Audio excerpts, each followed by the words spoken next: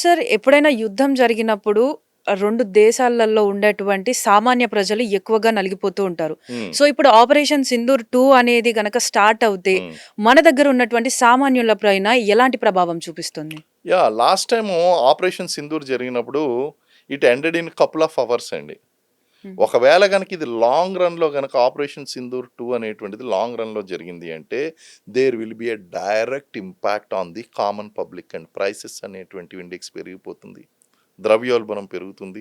And also ఆ తీవ్రతను బట్టి ఎన్ని రోజులు జరుగుతది అనేటువంటి తీవ్రతను బట్టి మనకి ఫస్ట్ ఆఫ్ ఆల్ ఏంటి అంటే, first impact the security impact అండి. ఈవెన్ హైదరాబాద్ లాంటి నగరాలు కూడా టార్గెటే. హ్మ్. ఇప్పుడు ఇంటర్ కాంటినెంటల్ బాలిస్టిక్ మిజైల్స్ అనేటువంటివి వచ్చేసినాయండి. వైజాగ్ లాంటి తీర ప్రాంతంలో ముంబాయి, వైజాగ్, కొచ్చిను, త్రివేంద్రము, చెన్నై లాంటి తీర ప్రాంతంలో ఉన్నటువంటివి అయితే they are directly under threat. Hmm. Because a submarine can come and they can drop a missile over there. So, ఆ విధంగా ఫస్ట్ చూస్తే గనక first impact is the security impact. Hmm. The second impact ఏంటంటే cost impact అండి. Cost impact ఎలా ఉంటుంది అంటే, ఈ యుద్ధం గనక ఎక్కువ రోజులు గనక నడిచినట్లయితే ద్రవ్యోల్బణం అనేటువంటిది పెరిగిపోతుందండి.